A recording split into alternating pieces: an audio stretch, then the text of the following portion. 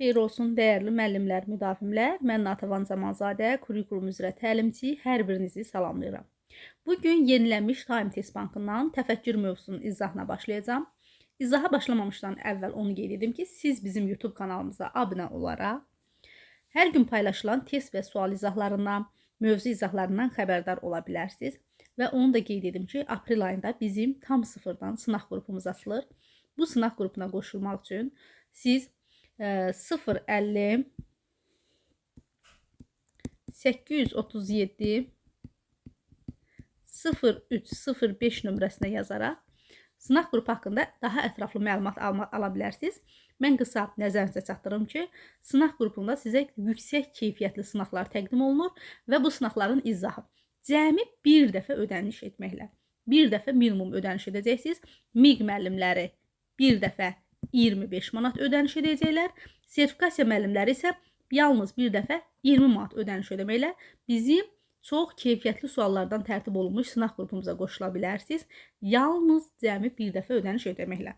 İndi isə başlayaq sualın izahlarına. İlk sualda qeyd olunur. Uyğunluğu müəyyən edin. Baxırsınız ki, cədvəl sualıdır və biz bu cədvəl sualında uyğunluğu müəyyən etməliyik. Müşahidə etmək, sual vermək, təcrübə aparmaq, əlaqənin yaradılması. Baxırıq, müşahidə etməyə uyğun gəlir. Müxtəlif və fərqli insanların fəaliyyətinə baxmaq, yəni bu fəaliyyəti izləmək. Həmçinin analoji fəaliyyətlərlə məşğul olan insanların təcrübələrini izləmək bu fəaliyyətlə bağlıdır. Yəni müşahidə edəndə sən fərqli insanların fəaliyyətini görürsən, baxırsan, müşahidə edirsən. Analoji fəaliyyətlə məşğul olan insanların təcrübələrini izləyirsən, baxırsan, müşahidə edirsən. 1-ə uyğun gəlir C. 2-yə sual verməyə baxırıq. Şagirdlər bu fəaliyyəti etməyə yönəltmək lazımdır ki, onlar düşüncələrini fərqli istiqamətə yönəldə bilsinlər. Yəni şagirdlərə müxtəlif suallar verirsən ki, bunlar fəaliyyətini fərqli istiqamətə yönəldə bilsin. Yəni biz bunu sual verməklə həyata keçirə bilirik. 2-yə uyğun gəlir A. 3-ə baxırıq. Təcrübənin aparılması. Bu fəaliyyət şagirdlərə uğursuzluqların gözlənilən olduğunu, bu zaman bacarığı inkişaf etdirmək üçün işi dayandırmamaq, əksinə həll yolu tapana qədər çalışmağın lazım olduğunu bildirir. Biz şagirdlərə təcrübə aparmaq bacarığını formalaşdıranda onlara aşılamalıyıq ki, yəni bütün fəaliyyətiniz uğurlu olmalı deyil. Yəni belə bir şey yoxdur ki, bütün fəaliyyətlər, bütün təcrübədən keçirdiyiniz fəaliyyətlər uğurlu olsun. Yəni uğursuzluq gözləniləndir, normaldır, olmalıdır. Əsas odur ki, uğursuzluq yaşananda sən həvəsdən düşməyəsən, işi dayandırmayasan, yeni yol tapasan, yeni ideya fikirləşəsən. Bu da təbii ki, təcrübə aparmağa aiddir. 3-ə uyğun gəlir D. Əlaqənin yaradılması. Əlaqəni yaradarkən müəllim şagirdləri daimi düşünməyə, müşahidə etdiklərini istənilən situasiyaya, assosiasiya yaratmağa yönəltməlidir. Bəli, biz şagirdləri daim düşündürməyə, yəni nə ilənsə nəyi əlaqələndirmək, əlaqələndirərkən yeni bir mövzu ortaya çıxır. Misal üçün, kitabda da qeyd olunub ki, deməli, əlaqə yaradarkən bu zaman biz çantayla təkəri birləşdiririk, təkərli çanta yaradırıq. Nəyinsə əlaqəsindən yeni bir ideya yaranır. Ona görə 4-ə də uyğun gəlir B. C, A, D, B. Doğru cavab A bəndi. Uyğunluğu müəyyən edin. Gələn turistlərin bir neçəsi sarışındır. Ruslar da sarışın olur. Deməli, gələn turistlərin hamısı rusdur. Gələn turistin bir neçəsi sarışındır. Demək olmaz ki, yəni burada gələnlərin hamısı rusdur. Yəni bu neyini? Bu həddindən artıq ümumiləşdiribdir. 1-ə uyğun gəlir C. 2-yə baxırıq. Övladınız son zamanlar dərsə hazırlıqsız gəlir. Siz mənim yaxşı valideyn olmadığımı deyirsiniz. Bu neynədir? Boş-boş danışır.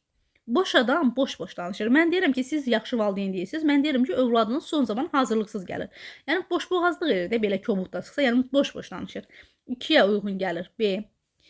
Yağlı xörəklərin yeyilməsi məsləhət görülmür. Çünki sağlamlığa ziyandır. Mən də yağlı yeməklər yemirəm. Çünki sağlamlığıma ziyandır.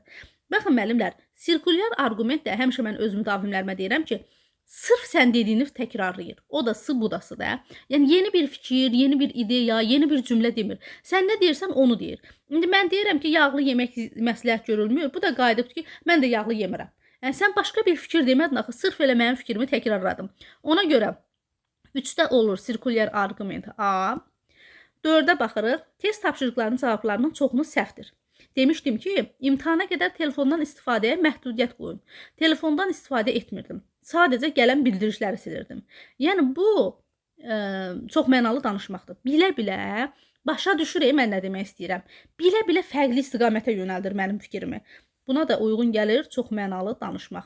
C, B, A, D. İkinci sualın doğru cavabı D bəndi. Üçüncü suala baxaq. Müəllim hansı fəaliyyəti şagirdlərdə problem həll etmə bacarığının formalaşdırılmasına daha az xidmət edər? Müəllimin hansı fəaliyyəti? Baxırıq. Müəllim şagirdlərə müşahidə zamanı əldə etdikləri məlumatları təhlil etməyə və dəyərləndirməyə yönəldən suallar ünvanlayır. Nəyisə təhlil edirsən, dəyərləndirirsən, münasibət bildirirsənsə, bu həqiqətən problem həll etmə bacarığı formalaşdırır. A bəndi getdi. Problemin həll proseslərini şagirdlərə aydın şəkildə çatdırmaq üçün onlara real həyatı situasiya təqdim etmək, fənüstü inteqrasiya etmək, real həyatı situasiyalar daha aydın öyrənir şagirdlər. Bu da problem həll etmə qabiliyyəti formalaşdırırmı? Formalaşdırır. Getdi. Şagirdlərə birgə çalışa, bir-biri ilə fikirlərini paylaşa biləcəkləri layihə işi verərək dəstəkləyici mühit. Bəli, bir layihə verirlər, bunu gedib birgə araşdıracaqlar, bu problemi həll edəcəklər, doğrudur. Müəllim şagirdlərin çətinliklə qarşılaşdıqda emosional sabitlik nümayiş etdirmələrini təmin etmək üçün onlara müxtəlif praktik məşğələlər keçir. Həqiqətən bu da doğrudur ki, emosional sakitliyi, emosional davranışları deməli qorumaq üçün, bu sabitliyi nümayiş etdirmək üçün müxtəlif tapşırıqlar, məşğələlər verirsən ki, yəni bu da problem həll etmə bacarığı formalaşdırır. Müəllim təqdim etdiyi problemin həll yolunu şagirdlərə aydın təlimatla çatdırır. Lazım gəldikdə konstruktiv rəylə təmin edir. Müəllim problemi təqdim edib şagirdlərə. Hər birində aydın təlimat verir ki, bunu eləyəsiniz, sonra bunu eləyəsiniz. Birinci bunu, ikinci bunu, üçüncü bunu. Özü bunu aydın təlimatla verir. Hələ lazım gələndə rəy də verirsə, bu nə problem həll etmə oldu? Şagird özü heç nə həll eləmir, axı müəllim hazır verir onu. Ona görə doğru cavab Y bəndi. 4-cü suala baxırıq. Hansı variantda uyğunluq gözlənilib? Uyğunluğun gözlənildiyi cavabı soruşur bizdən. Arqumentli kənara qoyaraq öz mövqeyini gücləndirmək boş adam məntiq xətası. Həqiqətən də boş adam məntiq xətası. Deyilən fikir, arqument qalıb başqa yanda. Bu öz fikrini əsaslandırmağa çalışır. Doğrudurmu? Doğrudur. Biri götürürük. Danışanın fikrini yayındıraraq səsləndirdiyi fikri fərqli istiqamətə çevirmək çox mənalı danışmaq. Həqiqətən də çox mənalı danışmaqdır. Deyilən fikir qalır bu yanda. Bu qəsdən fikri başqa istiqamətə yönləndirir. Amma yanlış yazılıb. Yanlış yazıldığı üçün bu uyğunluq deyil. 2 getdi.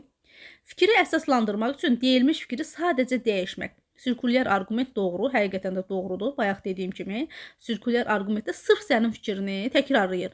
Yəni fikrini əsaslandırmaq üçün deyilmiş fikri sadəcə dəyişmək. Yəni mən bunu eləmərəm çünki belədir. Halbuki o sözü mən demişdim. 3-ü də götürürük. Doğrudur.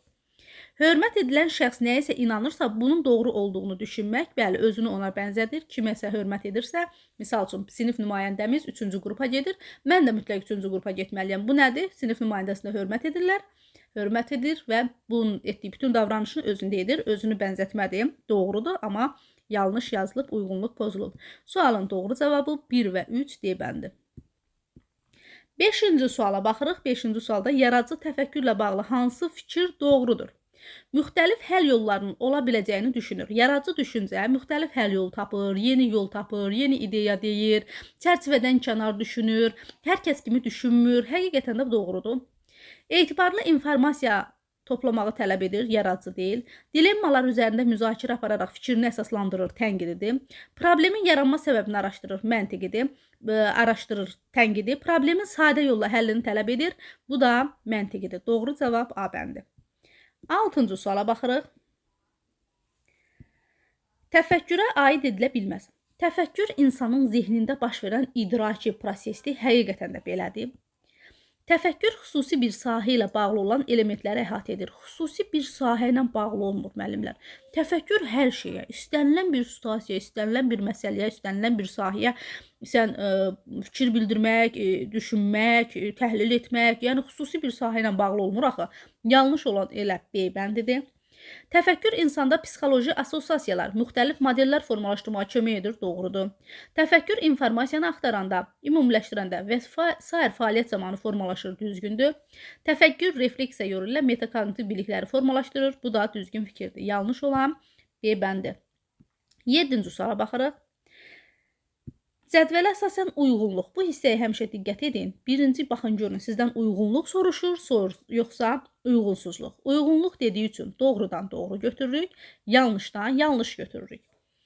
Tənqidi təfəkkürə malik şəxslər əsassız fikirləri bir-birindən fərqləndirə bilirlər. Bəli, tənqidi təfəkkürlü insanlar əsaslı və əsassız fikirləri bir-birindən fərqləndirə bilirlər. Doğrudur, doğru olduğu üçün götürürük biri. Tənqidi təfəkkürə malik şəxslər orijinal yolla tapmaqda səriştəli olurlar. Orijinal yolu tapmaq tənqidi təfəkkür yox, yaradıcı təfəkkür insanlara aiddir. 2 getdi, doğru deyil, götürmürük. İnsan düşünərkən yalnız bir düşünmə formasından istifadə etmir. Həqiqətən də bilirik ki, düşünmə müxtəlif formaları var. Verbal, qeyri-verbal, analitik, sistemli, ardıcıl. Yəni düşünərkən biz yalnız birindən istifadə etmirik. Həqiqətən də doğru fikirdir. Tənqidi təfəkkürə malik şəxslər müəyyən məsələyə qeyri-standart yanaşmalar irəli sürürlər. Qeyri-standart yanaşma, çərçivədən kənar düşünmə, yeni fikirlər irəli sürmə. Bu hardaydı? Nə demişdim? Dedim ki, bu yaradıcı təfəkkürə aiddir. Bu da yanlışdır, çünki tənqidi təfəkkür yazıbdır. Sualın doğru cavabı doğrudan doğru 1, yanlışdan yanlış 4, doğru cavab D bəndi. Növbəti 8-ci suala baxırıq. Zəhmət olmasa siz bizim YouTube kanalımıza abunə olun, videonu bəyənin, rəy yazın. Bunlar bizim üçün çox dəyərlidir. 8-ci sualda nə deyir? Verilən mövzunu araşdıran şagird düşünür ki, əvvəlcə etibarlı mənbələri müəyyənləşdirməli, sonra isə məlumatları qruplaşdırıb təhlil etməlidir. Belə düşünmə hansı düşünmə formasına aiddir? Təbii ki, müəllimlər, görürsünüz, ardıcıl. Birinci mənbələri müəyyənləşdirir, sonra məlumatları qruplaşdırır, təhlil edir. Təbii ki, bu ardıcıl düşünməyə aiddir. 9-cu suala baxırıq. Verilən diaqrama əsasən doğru fikri müəyyənləşdirin. Divergent düşüncə, konvergent düşüncə və hər ikisinin oxşar xüsusiyyəti. Əlavə fikir tapmaqda yaxşıdırlar. Divergent düşüncə, demişəm ingiliscə differentlə yadınızda saxlayın. Yəni müxtəlif yol axtarırlar, gedilmiş yolla getmirlər, yaradıcı düşünürlər, gez nəticəyə gəlirlər. Çünki müxtəlif yol axtardıqları üçün gez nəticəyə gəlirlər. Amma konvergent düşüncə də belə yadınızda saxlayın, konkret bir yolla gedirlər. Əllərində bir ideya var, bundan gedirlər. Sınanmış yolla gedirlər, amma divergentlər sınanmış yolla getmirlər. Bunlar deyirlər ki, biz yeni ideya axtaracağıq. İndi oxşarlığa baxaq. Əlavə fikir tapmaqda yaxşıdırlar. Həqiqətən də divergent fikir düşünənlər əlavə fikir axtarışında yaxşıdırlar. Problemin həllinə yaradıcı yanaşmır. Yox, əslində onlar problemin həllinə yaradıcı yanaşır. Ona görə 2 getdi, 1-i götürürük. Sonra baxırıq konvergedə. Yeni fikir tapmaqda çətinlik çəkirlər. Həqiqətən də bunlar sınanmış yolla gedirlər deyə. Yeni fikir tapmaqda çətinlik çəkirlər. 5-i də götürürük. İdeya axtarışında olurlar. Problemin bir həll yolu ilə kifayətlənmirlər. Bu ideya axtarışında olanlar, bir həll yolu ilə kifayətlənməyənlər bu divergentə aiddir, getdi. Tez nəticəyə gəlmək qabiliyyətləri yüksək olur, konvergentə aiddir, getdi. Biz oxşar götürməliyik. Situasiyaya uyğun səmərəli qərar çıxarırlar. Bəli, biri yeni yol axtarır, biri də əlində olan mövcud şəraitə uyğun səmərəli qərar çıxarırlar. 4-ü də götürürük. Deməli, sualın doğru cavabı necə oldu? 1, 4 və 5. 1, 4, 5 varmı? Var. Doğru cavab D bəndi. Növbəti 10-cu suala baxaq. Yanlış fikri müəyyənləşdirin. Səhvi soruşur bizdən. Tənqidi və yaradıcı təfəkkürün formalaşması üçün məntiqi təfəkkürün inkişafı vacibdir. Həqiqətən kitabda da bu cümlə var. Yəni məntiqi təfəkkürün olmasa, səndə tənqidi və yaradıcı da formalaşmaz. Doğru fikirdir. Gəlinən nəticənin doğru olması üçün onları əmələ gətirən prinsiplərdə doğru olması şərtdir. Bu düzgün fikirdir. Ardıcıl düşünən şagird bir addımı bitirdikdən sonra digərinə keçir. Bəli, adından da göründüyü kimi ardıcıldır da. Biri bitir digərinə, digəri bitir o birisinə. Ardıcıl, bir-birinin ardınca olmalıdır fəaliyyətlər. Doğrudur. Verbal düşünən şagird sxem və cədvəlləri daha sistemli izah edir. Mən öz müdavimlərimə dərs keçəndə də deyirəm ki, qeyri-verbal düşünmədə orada var ki, sxem, cədvəl, diaqramı oxumaq. Həmişə bunu xüsusi müəllimlərə vurğulayıram ki, müəllimlər, Orada oxumağı görüb verbal götürməyin. Bu qeyri-verbala aiddir. Həqiqətən də sxem cədvəli daha sistemli izah etmək, oxumaq, başa düşmək bu verbala aid deyil. Bu qeyri-verbala aiddir. Yanlış olan elə D bəndidir. Analoji düşünmə, müqayisə bacarığının formalaşdırılması məqsədilə istifadə etmiyorlar. Düppədüz fikirdir. Yanlış olan D bəndi. 11-ci suala baxırıq. Avtomobildə yanacağın tam yanmasına avtomobildə yanacağın tam yanmaması qara tüstünün yaranmasına səbəb olur. Bu isə ekologiyanı çirkləndirir. Havada oksigenin azalması ilə nəticələnir. Havanın çirklənməsi oksigenin azalmasına, ağciyərlərin funksiyasına təsir edir. Bu yanaşma şagirddə hansı düşünmə formasının inkişaf etdiyini göstərir.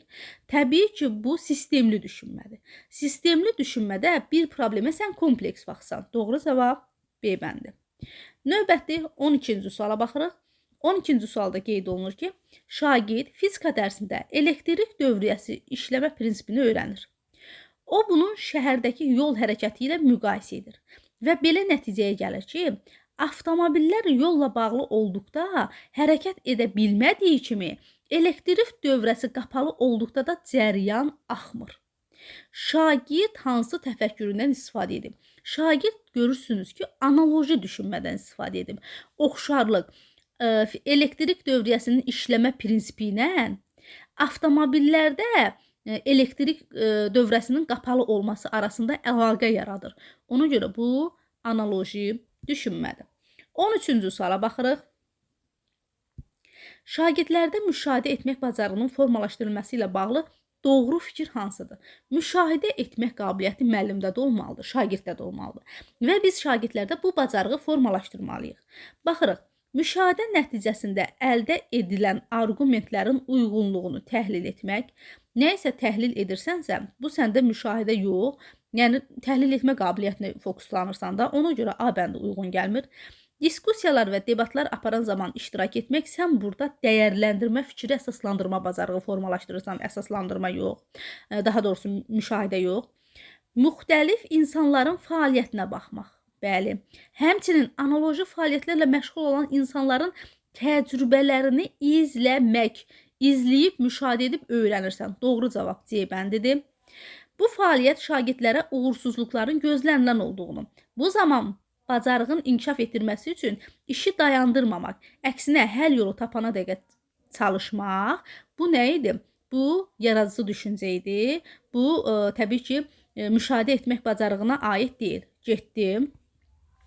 Bu bacarığı inkişaf etdirmək üçün sinifdə fərqli mövzularda diskusiya, debat varsa, sən bunda müzakirə etmək bacarığı, əsaslandırma bacarığı formalaşdırırsan, ona görə bu da getdi. Doğru cavab C bəndi.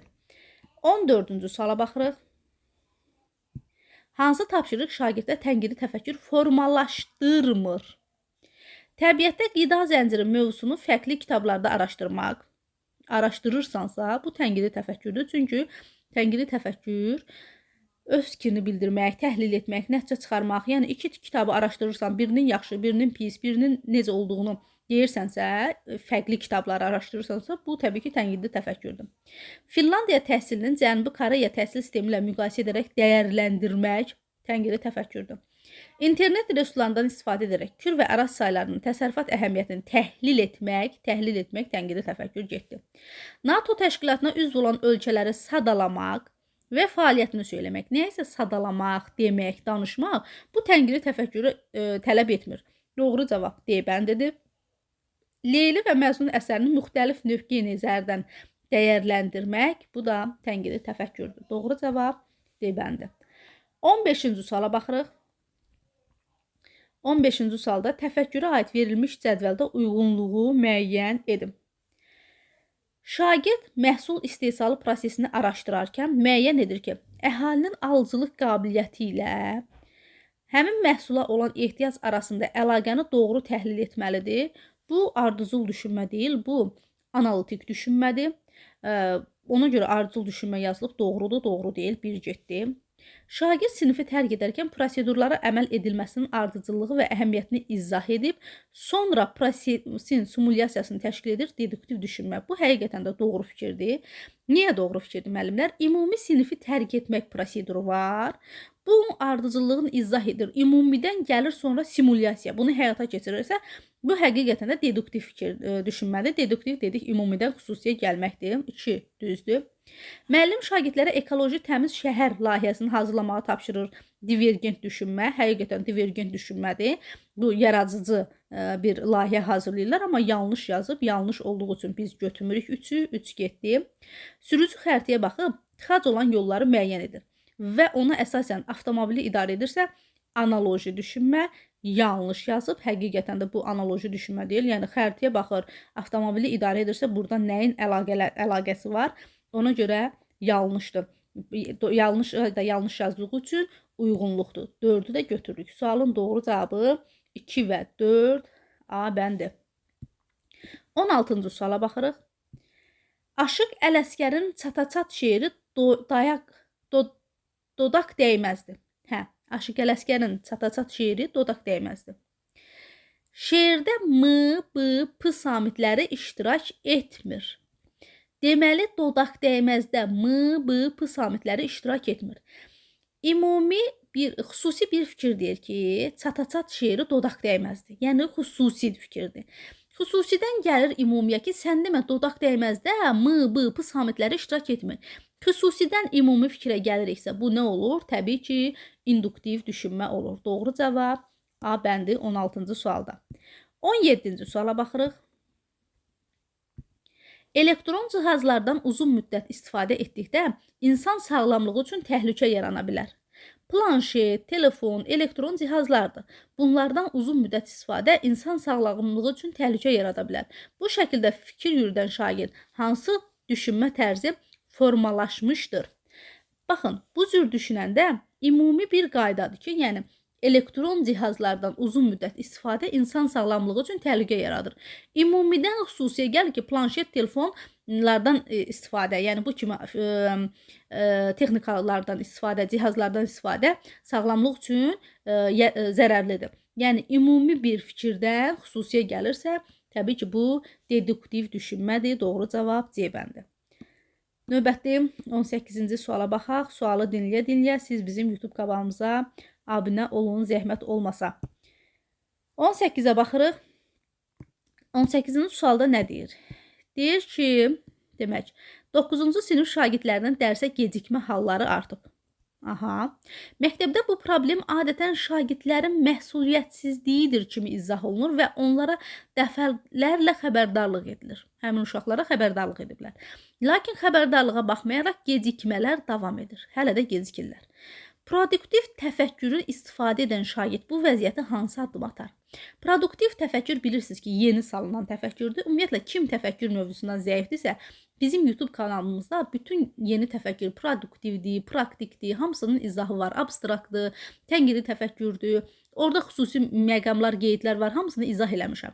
Daxil olub, izləyib, sonra gəlib testin izahına baxa bilərsiniz. İndi baxaq, hansı produktiv düşüncəyə malik insan necə düşünür? Gecikən şagird produktiv də qısa onun izahını verim ki, yəni məhsullar düşünmədir, yaxşı düşünmədir, səmərəli düşünmədir. Gecikən şagirdlər üçün daha sərt cəza tətbiq edilməsi təklif edilir. Bunu heç oxumayın. Sərt cəza bilirsiniz ki, müasir təhsildə yoxdur. Getdi bəndi. Əvvəlki illərdə istifadə olunan xəbərdarlıq üsulları dəyişmədən yenidən tətbiq etməyi məsləhət görür. Əvvəlki illərdə bunun bir əhəmiyyəti yoxdursa, sən nə qədər xəbərdarlıq etsən də o yenə də gecikirsə, deməli bir yeni yola əl atmaq lazımdır. Ona görə B-də getdim. Gecikmələrin nəqliyyat, dərs cədvəli və səhər rejimi kimi amillərdə hansı ilə əlaqəli ola biləcəyini araşdırır. Problemin əsas səbəbini yenidən müəyyənləşdirib, bu səbəbə uyğun fərqli həll yolu irəli sürür. Bəli, ən produktiv, ən yaxşı fikir budur ki, birinci bir biləsən ki, niyə gecikib? Bəlkə bu uşaq səhər-səhər durur, nə qədər gözləyir, marşrut gəlmir, tıxaca düşür, dərsin cədvəli ilə uyğunluq olmur. Yəni, bunu araşdırmaq lazımdır. Doğru cavab C bəndi. Digər məktəblərdə tətbiq olunan cəza tədbirlərini, cəza varsa heç oxumayın, getdi. Gecikmələrin məktəb həyatının ayrılmaz bir hissəsini olduğunu düşünərək bu vəziyyətə uyğunlaşmağı təklif edir. Xeyr, biz elə etməliyik ki, bizim qayda prosedur gözləntimiz var da. Yəni, şagird dərsə gecikməməlidir. Bu ayrılmaz hissəsi deyil axı məktəbin. Ona görə bu da yanlışdır. Növbəti 19-cu suala baxırıq. 19-da nə deyir?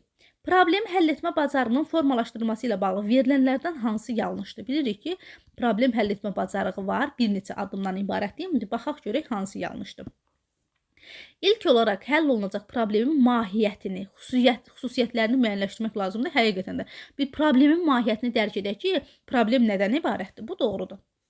Şagirdlər problemin həllində bir yox, bir neçə həll yolu ola biləcəyini qəbul etməlidirlər. Bəli, yaradıcı düşünmə formalaşdırmaq üçün problemin bir yox, müxtəlif aspektdən baxıb, müxtəlif həll yolları tapmağa şagirdləri təşviq etməliyik. Doğrudur.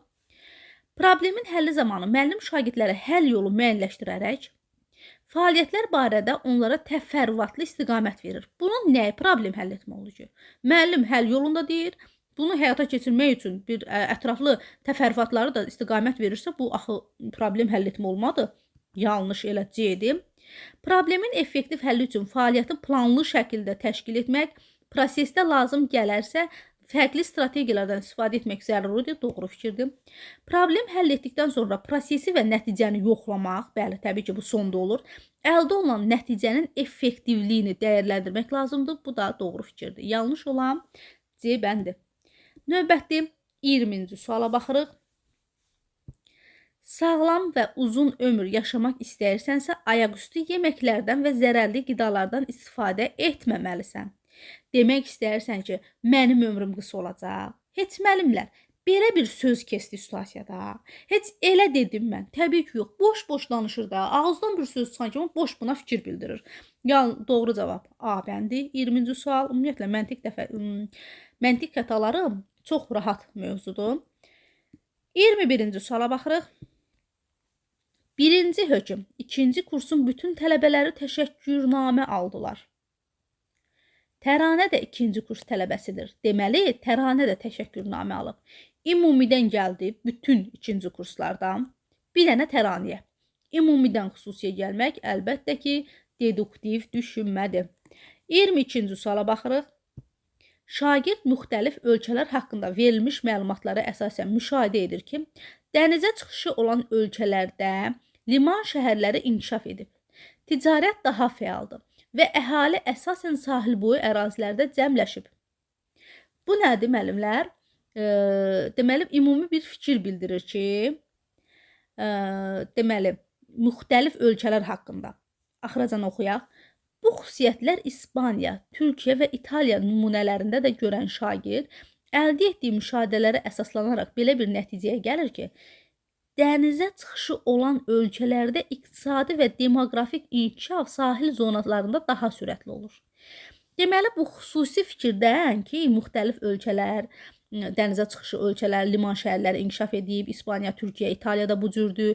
Bundan ümumi bir fikrə gəlir ki, bu xüsusidən ümumi bir anlayışa gəlir ki, sən demə dənizə çıxışı olan ölkələrin iqtisadi və demoqrafik inkişafı sahil zonalarında daha sürətlidir. Ümumi bir biliklərindən ümumi bir qayda çıxardır. Xüsusidən də ümumiyə gəlmək bu induktiv düşünmədir. Doğru cavab 22-ci sualda C bəndi. 23-cü suala baxırıq. 23-cü sualda nə deyir? Məktəbin həyətindəki idman meydançası yağışdan sonra palçıq səbəbindən istifadəyə yararsız hala düşür. Əlavə büdcə olmadığı üçün meydançanın yenidən qurulması mümkün deyil. Bu vəziyyətdə iki şagird fərqli yanaşma nümayiş etdirir. Birinci şagird torpağın quruluşu və suyun axın istiqaməti kimi amilləri araşdıraraq, torpaq qatının dərinləşdirilməsi və suyun istiqamətləndirilməsi kimi həll yolları irəli sürür. İkinci şagird isə mövcud şəraiti nəzərə alaraq, meydançada qismən istifadəni və dərs qrafikinin uyğunlaşdırılmasını təklif etməklə problemin təsirini azaltmağa çalışır. Verilmiş şagirdlər haqqında hansı fikri söyləmək olar? Baxın, görürsünüz, birinci şagird daha fərqli yol deyir, daha belə yaxşı yol deyir də. Amma ikinci elə mövcud nədir, ondan deyir gedək. İndi hansı fikri söyləmək olar bu şagirdlər haqqında? Hər iki şagird eyni təfəkkür növündən istifadə edir. Xeyr, eyni təfəkkür növündən istifadə etmir. Biri daha yaxşı həll yolu deyir, biri də əlində nə var deyir ondan istifadə elə. A7. Birinci şagird praktik təfəkkürdən, ikinci şagird analitik təfəkkürdən. Xeyr, analitik təfəkkür odur ki, hər hansı bir problemi təhlil edirsən, araşdırırsan, hissələrə bölürsən. İkinci şagird nə deyir ki? İkinci şagird deyir ki, mövcud şəraiti nəzərə alaraq meydançanı qismən istifadə edək. Getdi. Birinci şagird produktiv təfəkkürdən. Bəli, həqiqətən də elədir. Produktiv görürsünüz, daha yaxşı, daha məhsullar həll yolu deyir. İkinci şagird isə mövcud imkanlar daxilində dərhal tətbiq olunan qərar verdiyi üçün praktik təfəkkür nümayiş etdirir. Bəli, praktik təfəkkür yəni yerindəcə dərhal tətbiq olunan bir fikir bildirir, ideya bildirir. Bu olur praktik təfəkkür. Doğru cavab 23-cü sualda C bəndi. 24-cü suala baxırıq. Cədvələ əsasən uyğunluğu müəyyən edin. Yenə uyğunluq soruşur. Bu zaman biz yenə doğrudan doğru, yanlışdan yanlış götürəcəyik. Sinifdə proyektor işləmədikdə şagird mövcud materiallardan istifadə edərək dərsi fasiləsiz davam etdirməyi təklif edir. Praktik təfəkkür həqiqətən də yəni bir problem yaranarkən onu başqa bir problemlə həll edə bilir. Yəni başqa bir yolla həll edə bilir. Bu doğru fikirdir. Sonra şagird paktda tullantıların artmasını insanların maarifləndirmə zəifliyi ilə əlaqələndirib, maarifləndirici kampaniya təşkil etməyi təklif edir. Produktiv təfəkkür, bu da doğrudur. Çünki yaxşı bir fikir, ideya ortaya qoyub, düzgün fikirdir. Riyazi tapşırıqları həll edən şagird əvvəlcə verilənləri müəyyənləşdirir. Sonra uyğun qaydanı seçir, ardınca hesablama aparır və sonda nəticəni yoxlayır. Ardıcıl düşünmə görürsünüz ki, bir-birinin ardınca fəaliyyətləri icra edir. Doğru fikirdir. Şagird bilir ki, bütün canlılar suya ehtiyac duyur. Bitki də canlıdır. Buna görə nəticə çıxarır ki, bitki susuz qaldıqda inkişaf etməyəcək. Deduktiv, bəli, ümumidən xüsusiyə, yəni bilir ki, bütün canlıların suya ehtiyacı var. Bu ümumi qaydadır. Ümumidən gəlir ki, bitki də canlıdır. Yəni ümumidən xüsusiyə gəlmək deduktiv düşünmədir, doğrudur. Biz də doğrudan doğrunu götürdüyümüz üçün 1 və 2-ni götürürük. Sualın doğru cavabı 24-cü sualda B bəndi. Növbəti 25-ci suala baxırıq. 25-ə baxaq. Uyğunluğu müəyyən edin. Fikri əsaslandırmaq üçün yürüdülən mühakimə yeni bir nəticəyə ehtiva etmir. Yəni, sən dediyini sırf təkrarlayır. Bayaq nə dedim? Dedim ki, bu sirkulyar argumentə aiddir. 1-ə uyğun gəlir. C. Əsas argumenti kənara qoyub öz mövqeyini gücləndirir. Təbii ki, bu nəyə aiddir? Bu boş adama aiddir. Yəni, boş-boş danışır. Əsas argumenti kənara qoyur. 2-yə uyğun gəlir. A. Fərqli mənada anlaşıla bilən sözlərdən nikdə istifadə edir. Bu, çox mənalı danışmaqdır. Şəxsi münasibətə əsaslandırıb mühakimə yürüdürsə, şəxsi qərəzlikdir. Bu da olur D. C, A, B, D. Doğru cavab D bəndi. Rahat, sadə sualdır. 26-cı suala baxırıq. 26-cı sualda qeyd olunur ki, verilənlərdən biri konvergent düşüncə tərzinin xüsusiyyətlərinə aid deyil. Konvergent düşünmə dedim ki, bir problemi həll edərkən yeni yol axtarmırlar, sınanmış yolla gedirlər, tez nəticəyə gəlirlər. İndi deyir, biri konvergent düşüncəyə aid deyil. Problemi bir yolla həll etməyə çalışmaq doğrudur. Problemi həll etmək üçün müxtəlif yeni yol axtarmaq. Müxtəlif yeni yol axtaranlar, müəllimlər, konvergent yox, divergent düşünənlərdir. Sualın doğru cavabı B bəndidir. Problemin həlli üçün mövcud ideyaları qiymətləndirir. Bəli, bunlar mövcud ideyanı. Amma divergentlər yeni ideya axtarırlar, getdi. Tez nəticəyə gəlmək qabiliyyətinə malik olurlar. Bəli, divergentlər bir yolla getdiyi üçün tez nəticəyə gəlir. Amma konvergentlər, konvergentlər tez nəticəyə gəlmək qabiliyyətinə malik olurlar. Amma divergentlər tez nəticəyə gələ bilmirlər. Çünki onlar müxtəlif yol axtarırlar, yeni yol axtarırlar. İstifadə olunmuş yollardan istifadəyə üstünlük verirlər. Bu konvergentə aiddir. Amma yeni yol axtarır. Bu divergentə aiddir. Doğru cavab 26-da B bəndi. 27-ci suala baxırıq. Şagird sinif rəhbərinə dərsə gecikməsinin səbəbini izah edərkən belə deyir ki, avtobusla gəldiyi üçün dərsə vaxtında çata bilməyib. Şagird hansı məntiq xətasına yol verir? Təbii ki, burada çox mənalı danışmaq. Niyə çox mənalı danışmaq? Şagird sinif rəhbərinə dərsə gecikməsinin səbəbini izah edir. Sinif rəhbəri deyir ki, dərsə gecikmə, dərsə vaxtında gəlin. Misal üçün, bu qaydanı qoyur da. Bu da deyir ki, avtobusla gəlirəm də ona görə gecikirəm. Yəni, görürsünüz, burada artıq başqa mənaya söhbəti çəkir, mövzunu çəkir. Ona görə cavab olur çox mənalı danışmaq. 28-ci suala baxırıq.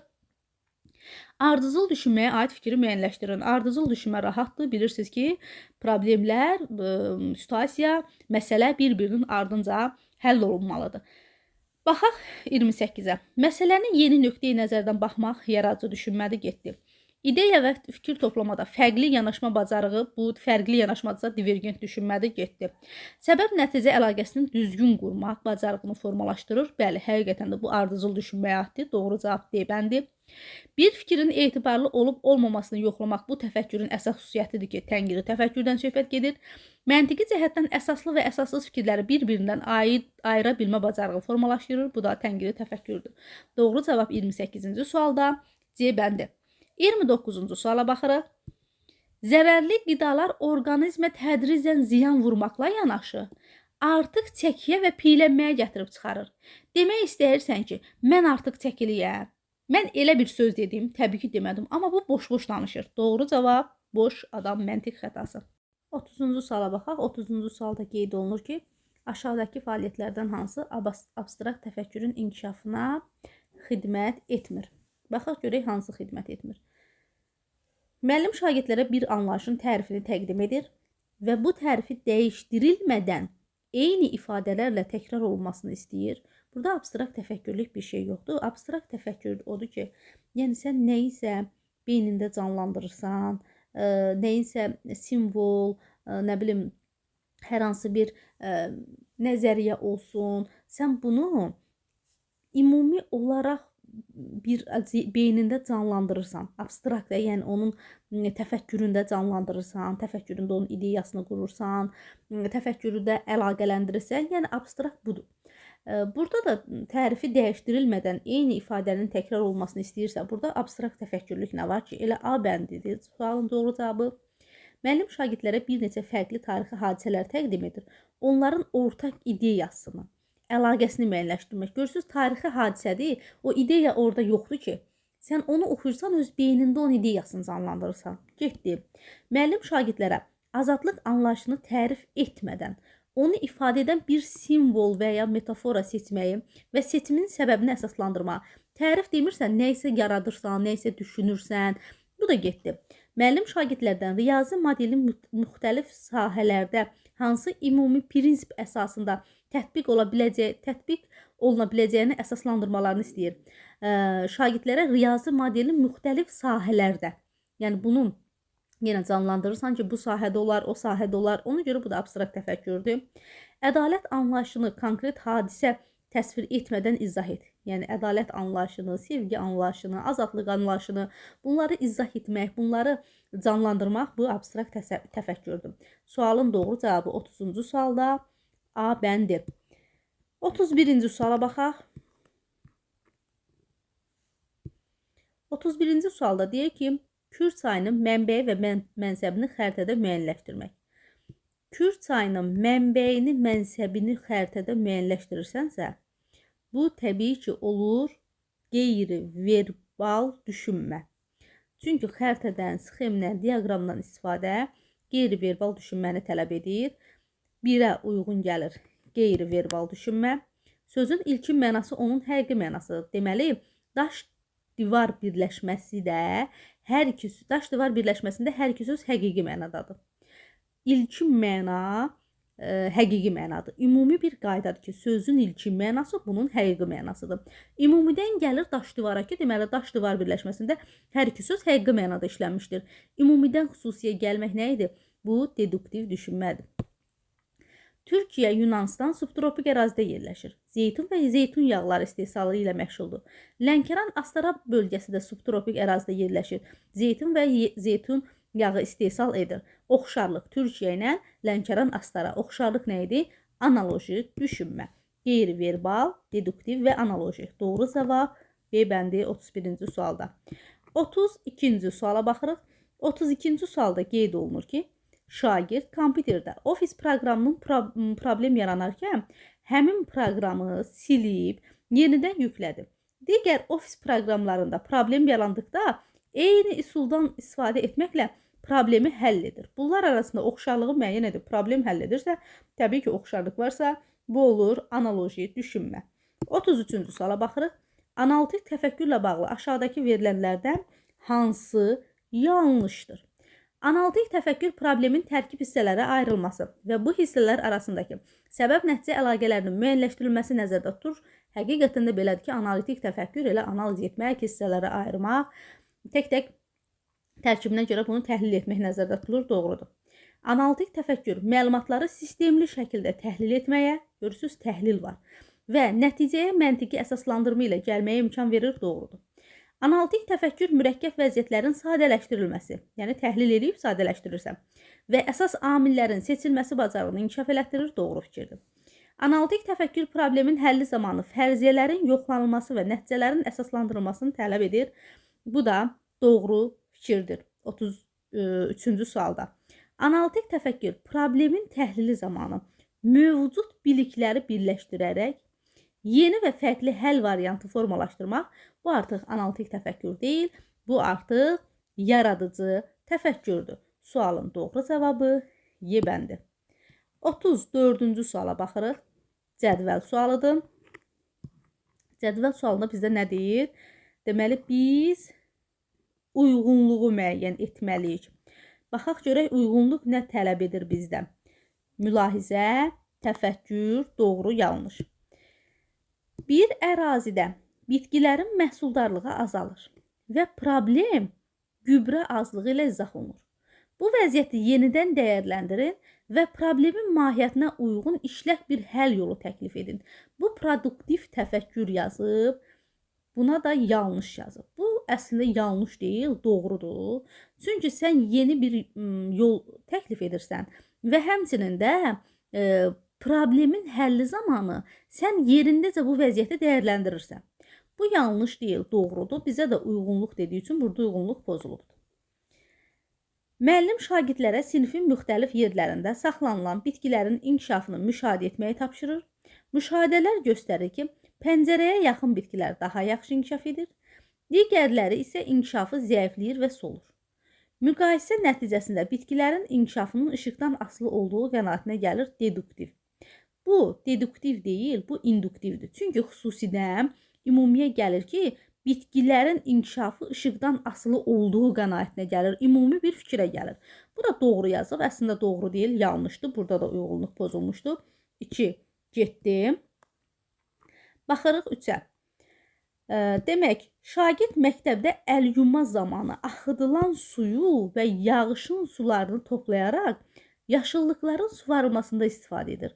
Praktik, doğru, həqiqətən də praktik təfəkkür tətbiq xarakterlidir. Yəni, əl yuma zamanı axıdılan suyu və yağış sularını toplayaraq yaşıllıqların suvarılmasında istifadə edirsə, bu praktik təfəkkürdür, doğru fikirdir. 3. Məktəbin həyətində müxtəlif növ ağaclar mövcuddur və hamısı eyni miqdarda su vermək mümkün deyil. Mövcud şəraitdə suyun daha səmərələr bölüşdürülməsi üçün icra oluna bilən bir qərar ver və bu qərarın niyə daha məqsədə uyğun olduğunu izah et. İnduktiv düşünmə. Yanlış. Həqiqətən də bu induktiv düşünmə deyil, elə səhvdə uyğunluğu götürürük. 3-4 sualın doğru cavabı D bəndi 34-cü sualda. 35-ci suala baxırıq.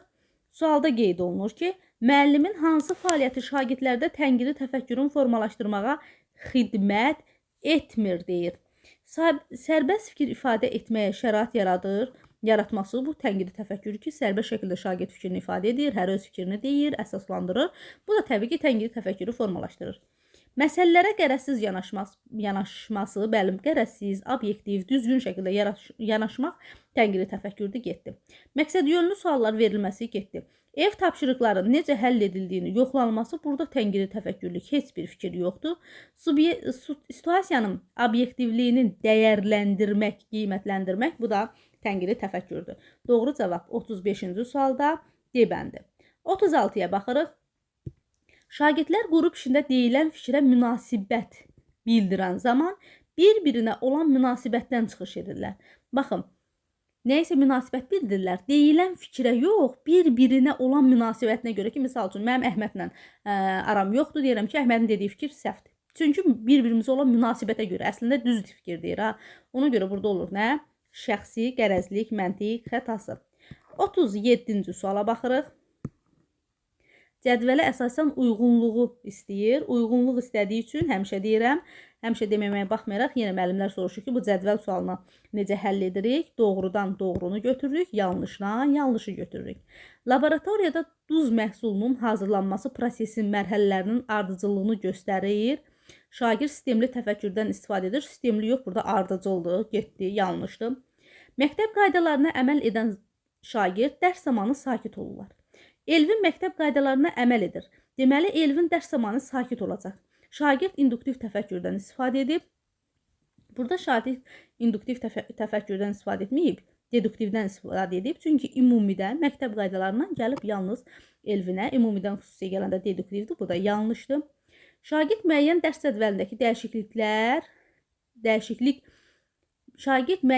cədvəlindəki dəyişiklik müəllimlərin saatlarına, kitabxana xidmətlərinə və şagirdlərin dərsə hazırlığına təsir edir.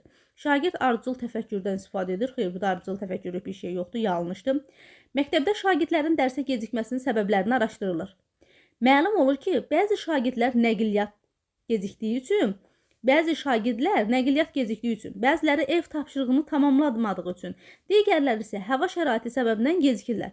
Şagird praktik təfəkkürdən istifadə edir. Burada praktik təfəkkürlük nə var ki, müəllimlər? Bu da yanlışdır. Deməli, 3 və 4. Sualın doğru cavabı B bəndi 37-ci sualda. 38-ci suala baxaq. Praktik təfəkkürlə bağlı aşağıdakı fikirlərdən hansı doğrudur? Praktik təfəkkür əsas anlayışın tərifini, qaydaları dəqiq bilməyə əhatə edir. Bu yanlışdır, heç axıra qədər oxumayaq. Çünki niyə yanlışdır? Praktik təfəkkürün qısa izahını verim ki, yadınıza salım ki, praktik təfəkkür nəzəriyyədən çox təcrübəyə əsaslanır. Gündəlik həyatda daha çox bağlıdır və sürətli və məqsədyönlü qərar vermək tələb edir. Faydalı və işlək həll yolları tapmağı tələb edir. Yəni, bildiyini real həyatda necə istifadə edəcəyini bilir. Təkcə qaydanı əzbərləmirsən. Onu harda və necə tətbiq edəcəyini anlayırsan. Yəni, sadə dildə desək, praktik təfəkkür bilirəm yox, edirəm deməkdir. Ona görə indi biz praktik təfəkkürü qısa yadımıza sallıq, indi izahlara baxaq. A bəndi getdim.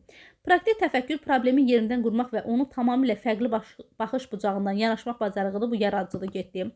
Praktik təfəkkür real vəziyyətdə mövcud imkan və məhdudiyyətləri nəzərə alaraq, görürsünüz, real vəziyyətdə. Bayaq mən izahda deyim ki, gündəlik həyatda daha çox bağlıdır. Dərhal tətbiq oluna bilən məqsəd uyğun qərar vermə bacarığıdır ki, düppədüz fikirdir. Praktik təfəkkür əsasən simvol, metaforalar, abstrakt anlayışlar üzrə düşünməyi ifadə edir. Bu abstrakt təfəkkürə aiddir. Praktik təfəkkür problemin əsas səbəblərini dəyişməyi və yeni struktur formalaşdırmağı tələb edir. Təbii ki, bu da yanlışdır. Doğru cavab 38-ci sualda C bəndi. 39-a baxırıq. Dərsin öyrədici olması üçün informasiyanın şagirdlərə seçici şəkildə təqdim edilməsi vacibdir. Mən dərsin öyrədici olması üçün informasiyanı seçici şəkildə təqdim edirəm. Sən yeni hansı fikri dedin? Eyni mənim, sırf mənim fikrimi təkrarladığın üçün sənin məntiq xətan var və bu sirkulyar arqument məntiq xətasıdır. B bəndi. 40-cı suala baxırıq. Yenə cədvəl sualı, yenə uyğunluq, doğrudan doğru, yanlışdan yanlışı götürəcəyik. Problem həll etmə bacarığına yiyələnmək üçün ilk növbədə həll edilməli olan problemi tədqiq etmək əsas şərtlərdən biridir ki, düppədüz fikirdir. Doğrudur. Problemin həllini həyata keçirdikdən sonra şagirdlərin bununla bağlı tənqidi suallar verməsi əldə edilmiş nəticənin effektiv olub olmamasını müəyyən etmək baxımından əhəmiyyətlidir. Bu da doğru fikirdir. Müəllim şagirdlərə problem həll etmə bacarığının formalaşmasına nail olmaq üçün onlarda müşahidə aparmaq, təhlil etmək bacarıqlarını inkişaf etdirməlidir, düzgün fikirdir. Beyin həmləsi üsulundan istifadə edib problemin həll edilməsi üçün müxtəlif fikirlərin ortaya çıxmasına şərait yaratmaq olar, bu da doğru fikirdir. Biz də doğrudan doğru götürdüyümüz üçün 1 və 2 sualın doğru cavabı A bəndi. 41-ci suala baxaq. Baxaq 41-ci suala. Qeyd olunur ki, müəllim aşağıdakı fəaliyyətlərin hansı analitik təfəkkürün inkişafına xidmət etmir? Yəni, müəllim bir sıra fəaliyyətlər göstərir. Bunun hansı analitik təfəkkürü inkişaf elətdirmir? Baxaq, görək. Şagirdlər verilmiş problemi mərhələlərə bölüb, hər mərhələnin həll yolunu ayrıca izah etmək tapşırır, mərhələləri bölür, hissələrə ayırır, analiz edir. Təbii ki, bu doğrudur. A bəndi. Getdi.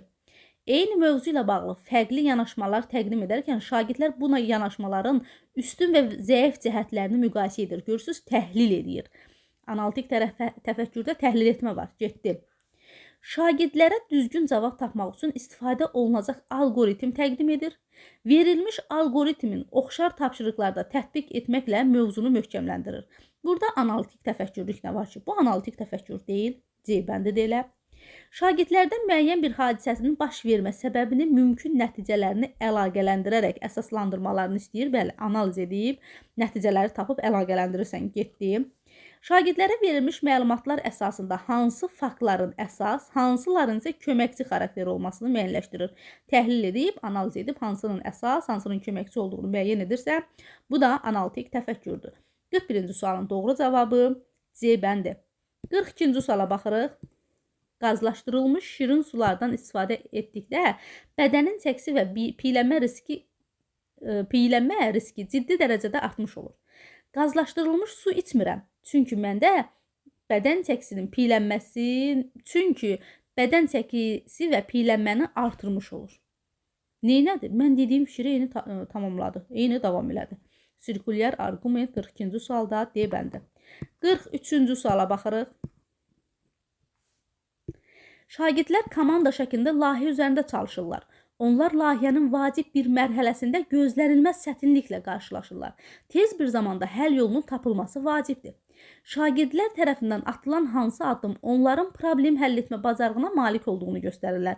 Layihə üzərində işləyirlər və layihə zamanı gözləmədikləri bir problemlə, çətinliklə rastlaşırlar. İndi nə etsinlər ki, bu problemi daha tez həll etsinlər ki, bu da onların problem həll etmə bacarığının olduğunu göstərir. Komandaya rəhbərlik edən şagird qrup üzvlərindən kiminsə problemi həll etməsi üçün fəaliyyətə keçməsini gözləyir. Xeyr, yəni komanda rəhbəri niyə gözləyir ki, kimsə fəaliyyətə keçsin? Bu komanda işidirsə, bu birlikdə həll olunmalıdır. Ona görə A bəndi getdi.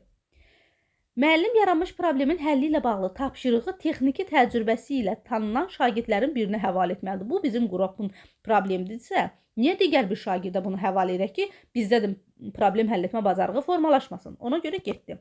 43-də deməli B bəndi getdi. Şagirdlər yaranmış problemin aradan qaldırılması məqsədi ilə bütün komanda üzvlərinin, görürsünüz, bütün, amma A bəndində nə deyir? Bir nəfər kimsə başlasın eləsin. Bütün komanda üzvlərinin iştirakı ilə müzakirəni təşkil edir. Təbii ki, doğru fikirdir. Qrup işində hər kəs eyni dərəcədə iştirak etməlidir. Müəllim yaranmış halı təhlil edir. Qarşıya çıxan çətinliyin mümkün səbəblərini müəyyənləşdirib şagirdləri istiqamətləndirir. Müəllim yox, şagird özü bunu həll etməlidir. Şagirdlər düşdükləri çətin vəziyyətdən çıxmaq üçün təklif edirlər ki, hər kəs problemi fərdi şəkildə həll etsin. Bu qrup işidirsə, burada birgə əməkdaşlıq olmalıdır. Y bəndi də yanlışdır. 43-cü sualın doğru cavabı C bəndi. 44-də baxaq. Təfəkkürlə bağlı yanlış fikri müəyyən edin.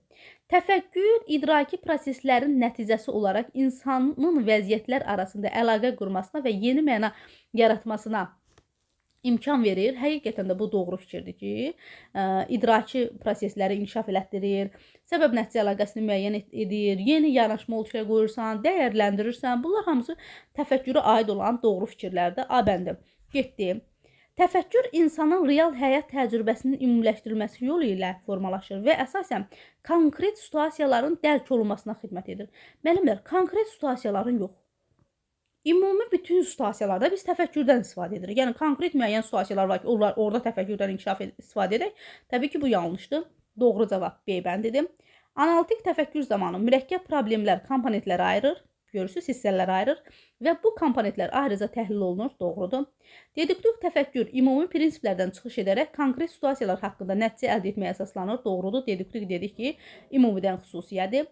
Divergent təfəkkür bir problem üçün alternativ, müxtəlif həll yolları irəli sürməyə əsaslanır. Bu da doğru fikirdir. Yanlış olan B bəndi. Növbəti suala baxırıq. Verilən fəaliyyətlərdən biri şagirdlərdə tənqidi təfəkkürü formalaşdırmağa xidmət etmir. Diskusiyalar, dilemmalar üzərində müzakirə təşkil edilməsi, bəli, diskusiya, dilemma, debat varsa burada tənqidi təfəkkür var. Burada debat da əlavə oluna bilər, yadınızda saxlayın. Debat harda varsa bilin, tənqidi təfəkkürdür, taksonomiyanın dəyərləndirmək mərhələsidir. Getdi. Problemli situasiya təqdim etməklə ən səmərəli həll yolunun seçilməsini tapşırmaq. Ən səmərəli həll yolu seçməsini tapşırırıqsa, bəli, şagirdlər bunu təhlil edib ən səmərəlini, yəni dəyərləndirib ən səmərəlini seçəcəklər. Elə təhlil etmək tənqidi təfəkkürdə də var. Ona görə bu da doğrudur. Şagirdlər öz aralarında müzakirə apararaq əsas məsələyə münasibət bildirmək, əsaslandırmaq tənqidi təfəkkürdür. Diskussiya zamanı diqqətlilik, eşitdiklərini dəqiq təkrarlamaq bacarığı formalaşır. Diskussiya müzakirədir. Fikrini bildirirsən, sərbəst şəkildə ünsiyyət qurursan, dinləyirsən, dəyərləndirirsən.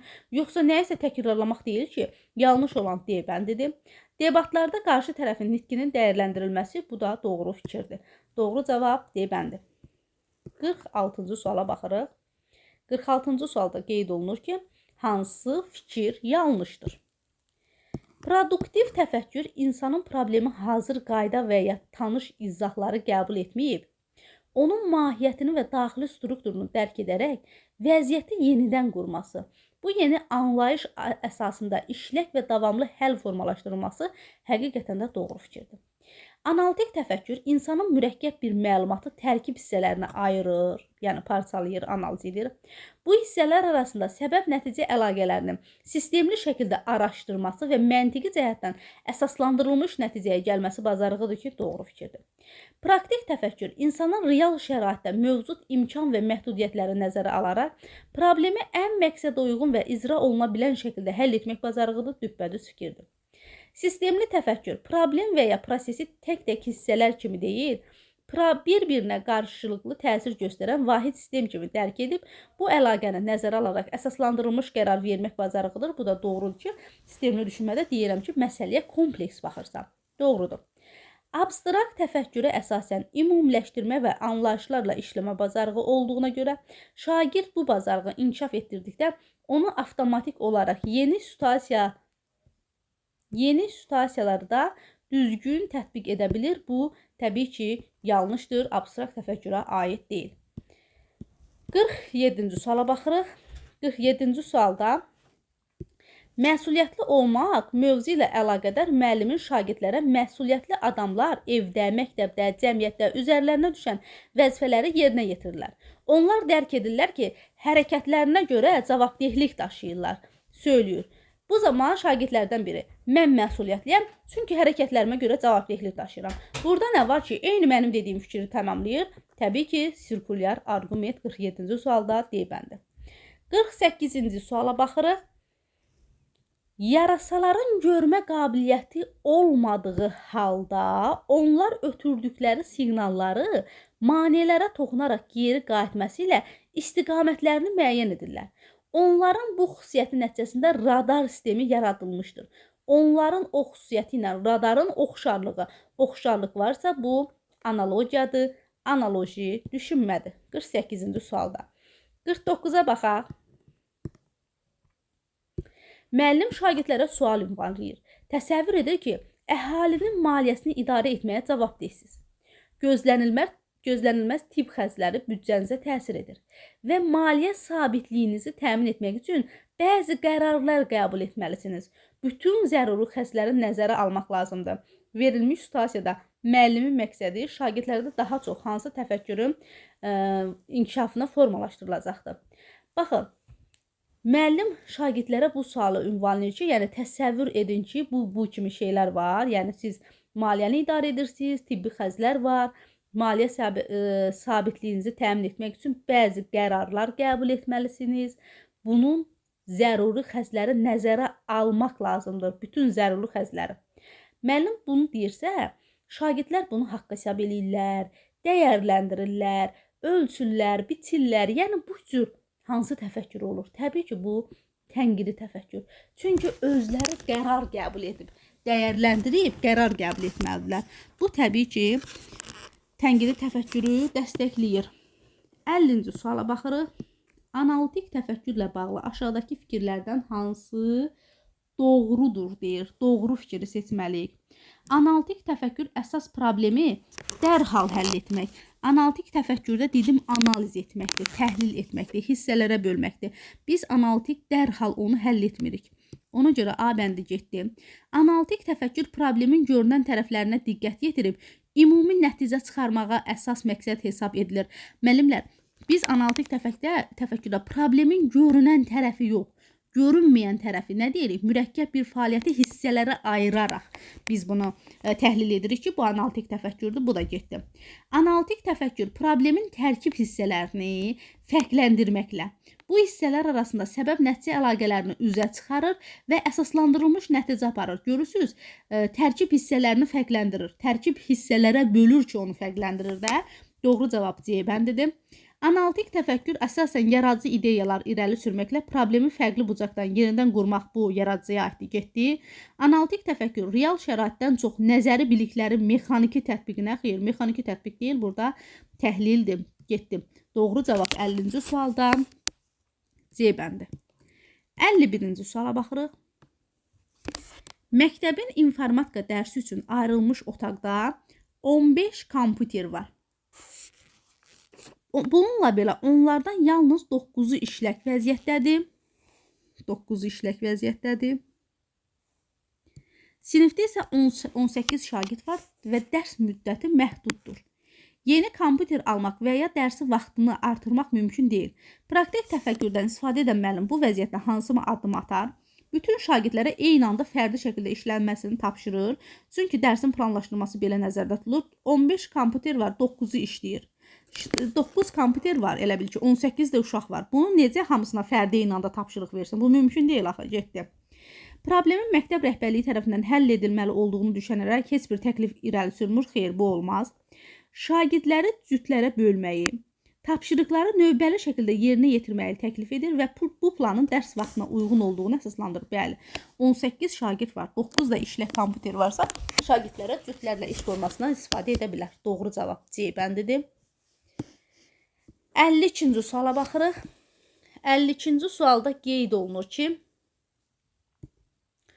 şagird müşahidə edir ki, məktəbdə bəzi şagirdlər ailə vəziyyətinə görə məktəb ləvazimatlarını vaxtında ala bilmir.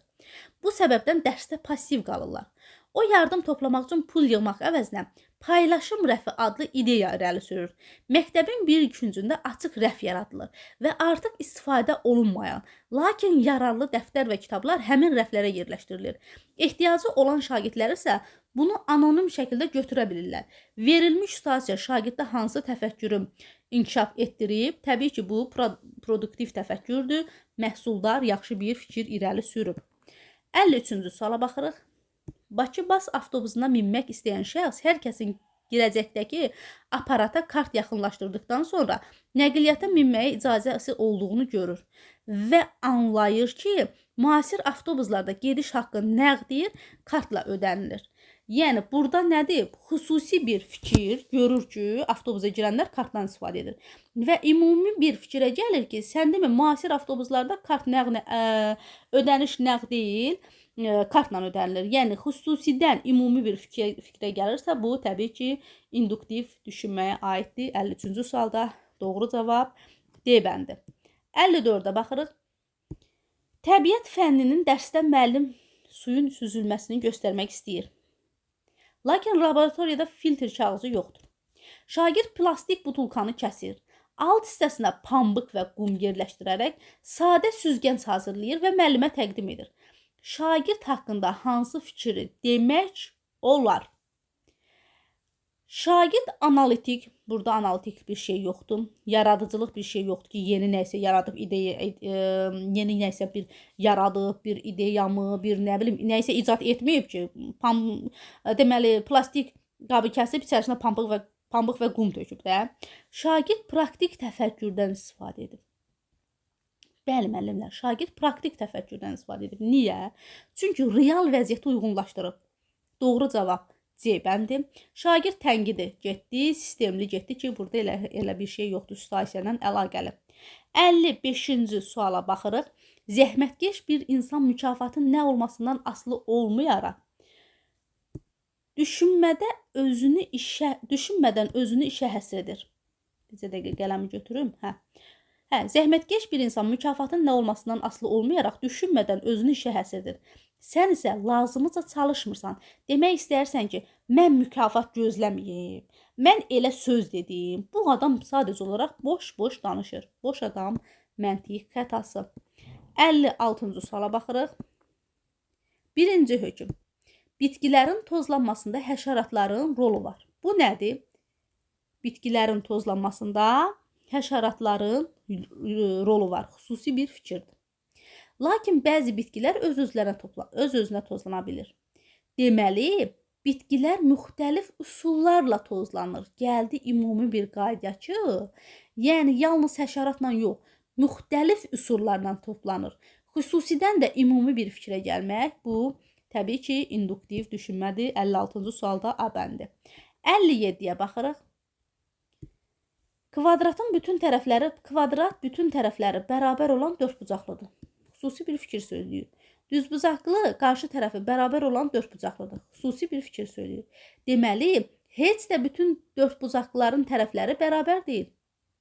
Ümumi bir qayəyə gəldi ki, sən demə bütün dördbucaqlıların tərəfləri bərabər deyil. Xüsusi fikirlərdən ümumi bir qayəyə gəlirsə, təbii ki, bu induktiv düşünmədir. 57-ci sualda doğru cavab Y bəndi.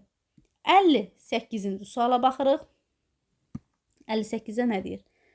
Müəllim müşahidə edir ki, sinifdə bəzi şagirdlər tapşırığı vaxtında və düzgün yerinə yetirir, digərləri isə çətinlik çəkir.